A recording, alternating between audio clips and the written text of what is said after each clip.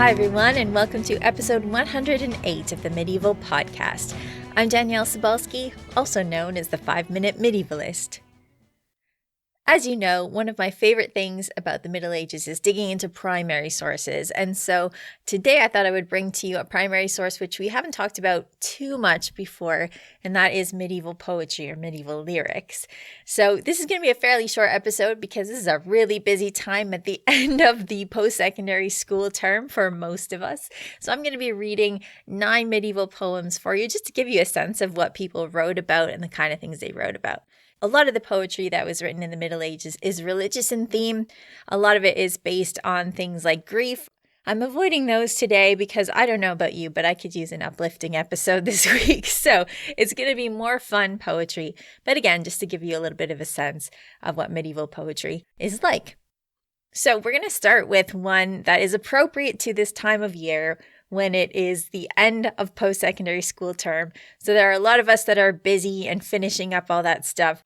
I thought the first poem I would bring to you would be one that is a Latin one from the 12th century that is written, it seems, by a student. And this translation is just called after the first line of the poem or song, which is, "Let's away with study.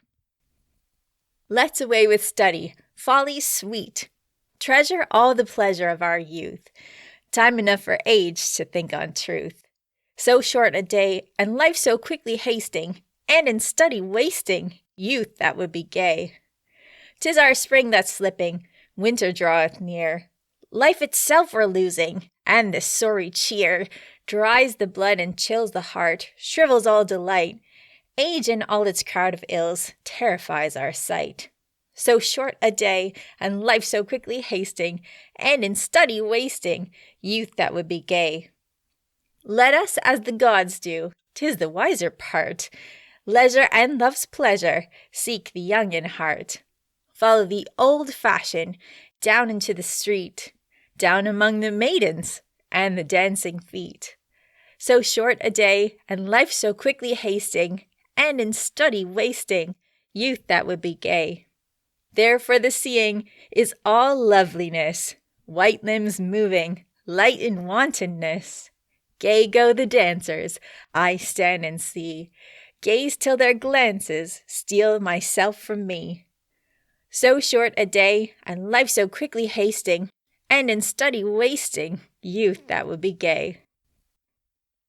So that is one by what sounds like a student who is tired of studying and would rather be out amongst the people. We know that students hung out in what was the Latin quarter of towns, which was where all the students were together. And we know that they caused a lot of trouble. This sounds like a student who was probably ready for some trouble, I think, after a lot of studying. So that translation is by Helen Waddell, and it's from her book, which is called Medieval Latin Lyrics, although I have it in a compilation that's just called The Portable Medieval Reader. And a couple pages later, in the same Portable Medieval Reader, is another one that to me sounds like it's a student, again, in that cheery spirit of students, and it's just called This Song Wants Drink. So many of these songs don't have an actual title. They're named after the most important lyric of the poem or the song. And for this one, it's This Song Wants Drink. So here we go. It's from the 12th century, and it's a French one. Who has good wine should flagon it out, and thrust the bad where the fungus sprout. Then must merry companions shout, This song wants drink. When I see wine into the clear glass slip, how I long to be matched with it. My heart sings gay at the thought of it. This song wants drink. I thirst for a sup, come circle the cup. This song wants drink. And that translation is by C.C. Abbott in Early Medieval French Lyrics. But again, it's in my compilation, The Portable Medieval Reader, and we'll have all of the translations for you in the show notes. This one is one of the Fablio, and don't worry, you don't have to turn it off if you're worried about your children. It kind of gets at something that's a little bit racy, but not explicitly like many of the Fablio. This is from the Fablio, translated by Nathaniel E. Dubin, and this one's called The Priest and the Wolf. A priest who lived in the Chartrain loved the wife of another man, a peasant, but he caught on to it and dug a pit along the route the priest took when he came their way. That night a wolf happened to stray by in the dark, and tumbled in, and the priest likewise for his sin. As was his wont, he came a-calling, and before he knew it, in he'd fallen. The wife, annoyed she had to wait for her priest, who was running late, called for her maid, whom she directed to go find out when he's expected. On her way the maid passed the pit, and she as well fell into it. The peasant, waking early, thought he'd go and see what had been caught. He found his pit full, and he swore that he'd give all of them what for. He killed the wolf, gelded the priest, and told the maid she was dismissed. On those three grave misfortune fell, but for the peasant things went well.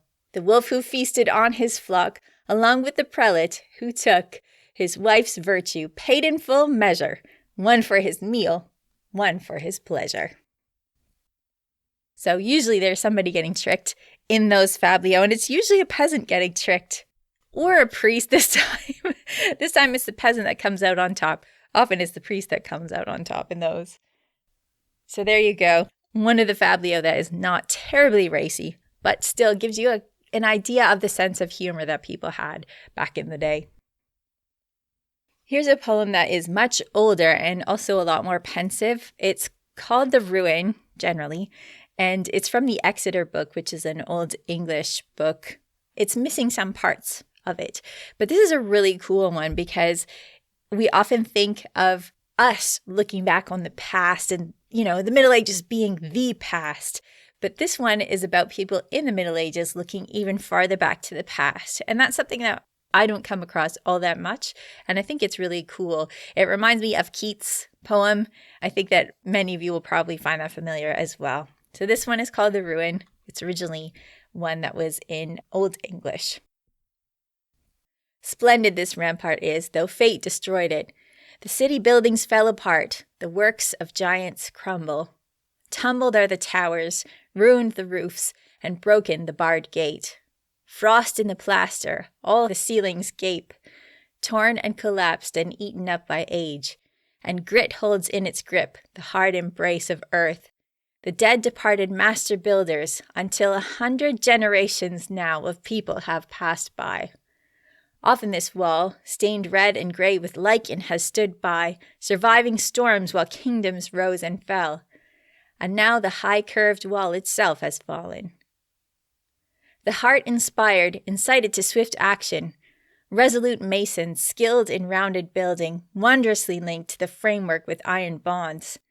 The public halls were bright with lofty gables, bathhouses many, great the cheerful noise, and many mead halls filled with human pleasures, till mighty fate brought change upon it all. Slaughter was widespread, pestilence was rife, and death took all those valiant men away. The martial halls became deserted places. The city crumbled, its repairers fell, its armies to the earth. And so these halls are empty, and this red curved roof now sheds its tiles. Decay has brought it to the ground, smashed it to piles of rubble where long since a host of heroes, glorious, gold-adorned, gleaming in splendor, proud and flushed with wine, shone in their armor, gazed on gems and treasure, on silver, riches, wealth, and jewelry. On this bright city with its wide domains, stone buildings stood, and the hot stream cast forth wide sprays of water, which a wall enclosed in its bright compass, where convenient stood hot baths ready for them at their center. Hot streams poured forth over the clear gray stone, to the round pool, and down into the baths. That was a translation by Richard Hamer in a book called A Choice of Anglosaxon Verse. I just think that's a really cool poem because obviously they're looking back on this Roman past, which is something that we do. And again, like I said before, we maybe often think of ourselves as being the ones who look back. And it's a really cool thing, I think, to think of this being a human activity where we often look back to the past, no matter which era we're from.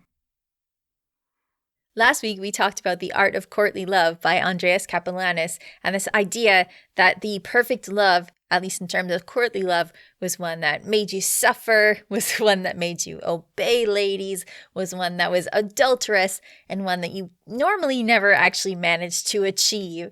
And this is really based on a culture that works around troubadour poetry. So I thought it was worth reading a little bit of troubadour poetry for you. So this is one by Geoffrey Rudel, Prince of Blaye.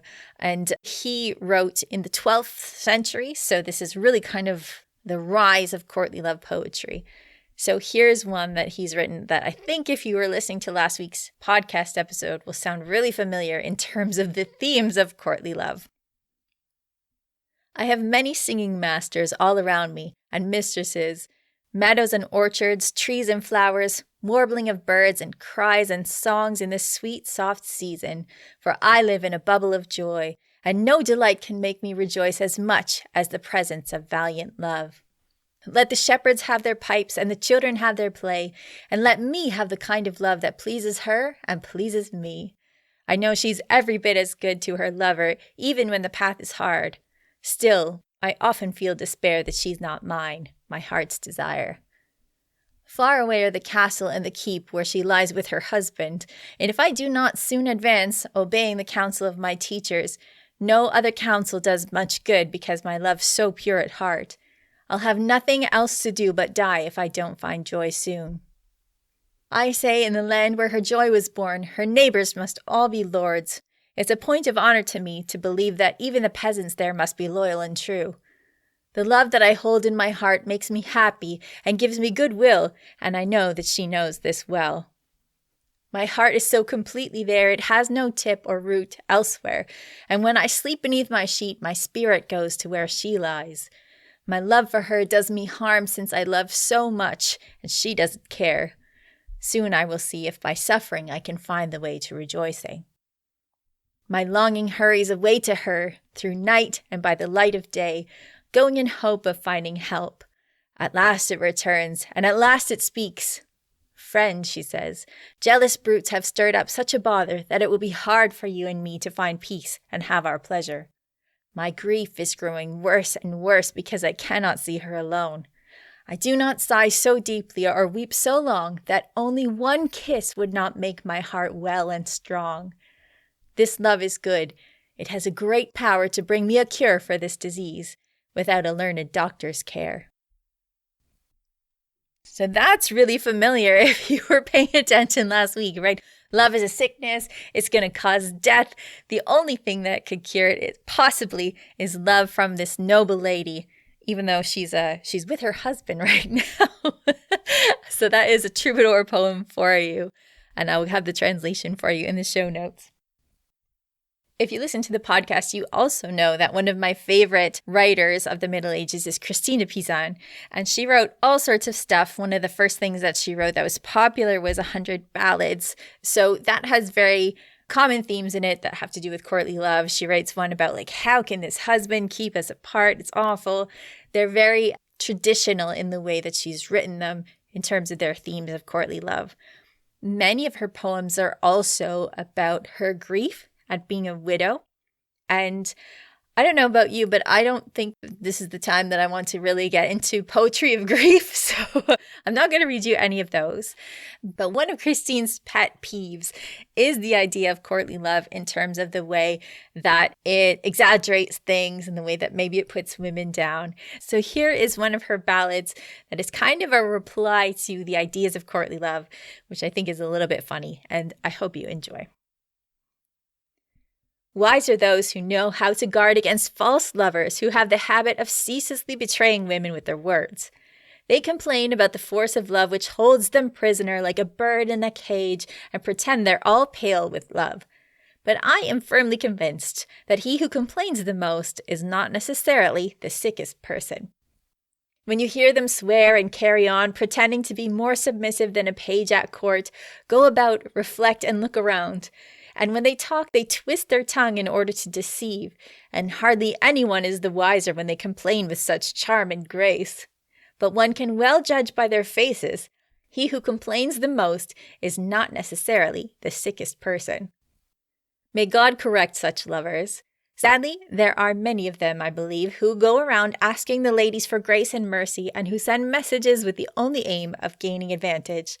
This is why my ballad says that in this case, be he ever so highly placed, he who complains the most is not necessarily the sickest person. So there's Christine speaking against the ideas of courtly love and all the drama that is coming from it, which I think it's very Christine. And I love her. One of the other poets who I really enjoy is somebody who was writing in Valencia in the 15th century, and his name is Alcias March. I'm sorry, Spanish friends, if I am completely slaying that name. He is somebody else who writes a lot about grief, and his poems about grief are just so moving that, again, I'm not even gonna get into them, because one of the things I'd like to do for this podcast is to keep it uplifting for you. But I will give you the link to this book, which is Alcias March Verse Translations of 30 Poems. That's translated by Robert Archer. And I will give that to you in the show notes so that you can read these, because they're really, really good. He talks about the love of his life dying, and he also talks about his conflict about not actually believing in God the way he wants to. So this is really great poetry. But I thought I would read you one that is, again, a response to troubadour poetry. And just so you have a bit of a contrast, because I think there might be this idea that all medieval poetry is kind of along the lines of the troubadours. It's all very dramatic and about love being about the most beautiful woman in the world. She's so pale, she's so blonde, she's just like a gem.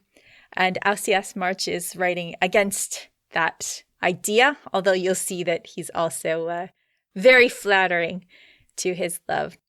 So this is one that's just labeled 23 in the book. I don't need to write like the troubadours, also inflamed that truth soon left behind, and fervent though it is, I'll quell desire, and only then say what I find in you. On those who have not seen you for themselves, my words are lost, just lies, they will all say. But those who have seen you, yet just the outer self, will know that I speak true. Their hearts will sink. The very dimmest wits could never miss the marks your person bears of noble blood. Discerning eyes will soon perceive much more. A fool views cloth by color, qualities lost.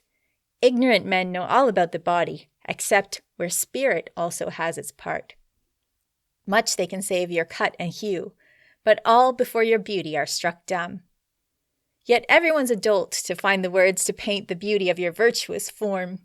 Nobles, young and good and wise have pleaded, ever will they hunger, so must it be. Equal to yours there is no other mind. The subtlest concepts lie within its grasp. Sloth must sleep as your goodness does its work. Not virgin, but mother, such was God's will. You he formed from the substance he saves, from making special women of great worth. He created many such, most wise and good, yet perfect none but Lady Teresa. Others, in her wisdom, far excelling. Nothing lies beyond the reach of her wit. Devoutest gaze is by her beauty stunned. Her mind is bred to feed enlightened minds. Venice the most serene can only envy your mind's calm governance of subtlest thoughts, sole nourishment of your understanding, and the guiltless movements of your lovely form. Enlightened men set all their wits to grasp your thoughts, reaping from them such rare delight that bodily desire can never stir, and all base urges slumber undisturbed. Lily among thorns, would I had the power to place an unseen crown upon your head. No other crown will do. The kind that's seen must ill befit a living miracle. So that's kind of a nice poem that's really praising her wit and her mind, saying she's so much better than everyone else because she's brilliant and a living miracle. I think that's a pretty nice one, even though it does really get into over flattery and mentioning that, of course, she's beautiful as well. So here is a poem that is just silly. It is called A Golyards Feast. That's not the real title. As with so many other medieval things, they are titled so that scholars can figure out what they're talking about, but many of these don't actually have titles in the Middle Ages. A Golyard is a student, again, a student who writes poetry that's a little satirical and fun. This one is called The Golyards Feast because it's all about food. and the things that would make this Golyard, this student, happy. And I thought it was super fun, so I'm bringing this to you. When I see the return of winter that so afflicts me, as the weather changes, then I love a split log. The crackling coal, the blazing brands, the big logged hearth fire sings with joy. Indeed, I love it so much, my whole body sweats. When bedtime comes, what surely pleases me is a faggot in the hearth, that's kindling. Dry without smoke, which burns entirely and turns to embers. I quite often scratch myself, the worst is the spine, for the flesh stinks a lot and is ill-dressed in clothes. I love greatly the daytime, for then, by means of heat, chasing it so, the cold is sent outside and is gone. This is my delight, to have a good bed of white cloth with a fresh smell. A thin blanket makes me miserable. Wool, not fur-lined, I don't care for that, for it's of no use. I like the fires better. When I see the cold, I go to the fire. I like its play better than 2 weighted dice. When the winter extends through the morning, indeed I'm sorely grieved by the snow and frost, as into slick ice it is transformed, little slivers in the fog. Some roasted boar from good pasturage, the loin unburnt, thrust on a skewer, that's to my taste. I've given all my holdings for one good morsel with a good claret, with a strong table wine. I much prefer that to smoky beer. I've much loved the tavern. There's no reason to hate it.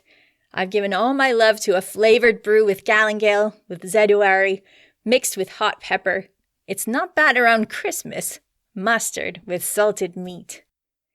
Geese and mallards, coots and moorhens, capons on canvas, roasted hens, swans, peacocks, cranes, herons, teals, wild geese, and tufted ducks. And stuffed pig, the interlarded loin, I've much loved that. I don't hate venison at all, nor flesh from hunted deer, nor buck, nor boar, veal with dried apple. Ham, freshly salted, has restored me to life.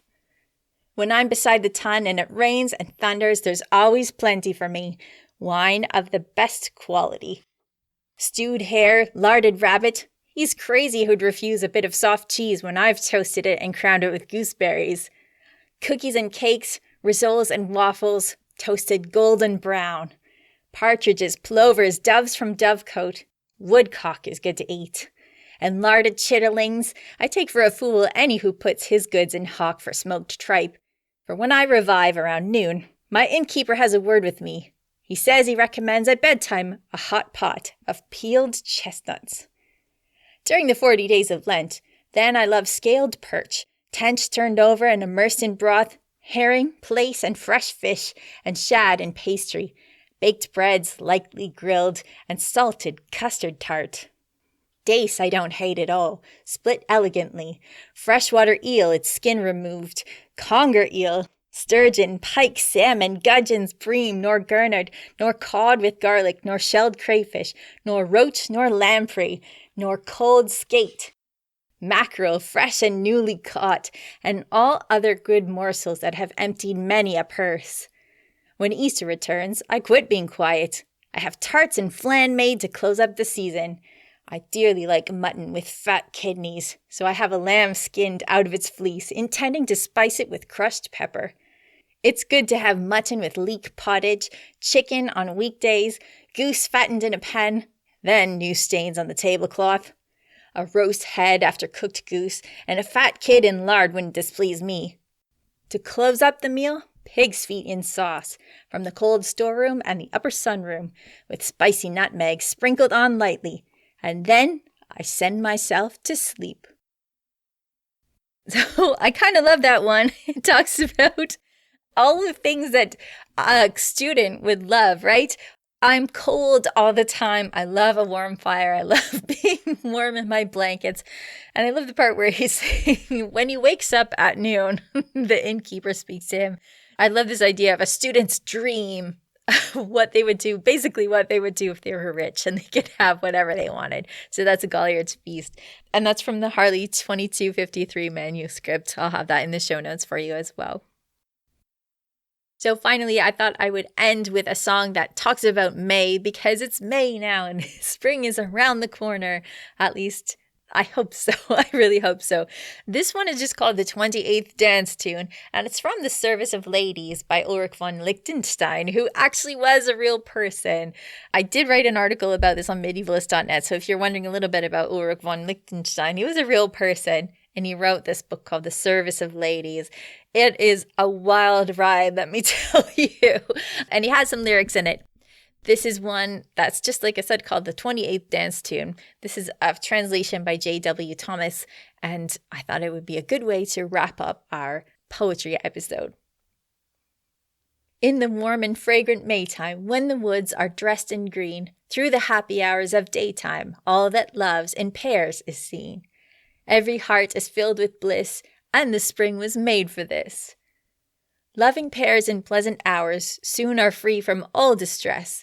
In the hearts of both their flowers, all the season's happiness. Sorrow, love cannot abide, when two loves are side by side. When two loving hearts are plighted faithfully without deceit, when the two are so united that their love must be complete, they are joined by God to capture all that life can hold of rapture. Constant love is Minna, truly, love and Minna are the same.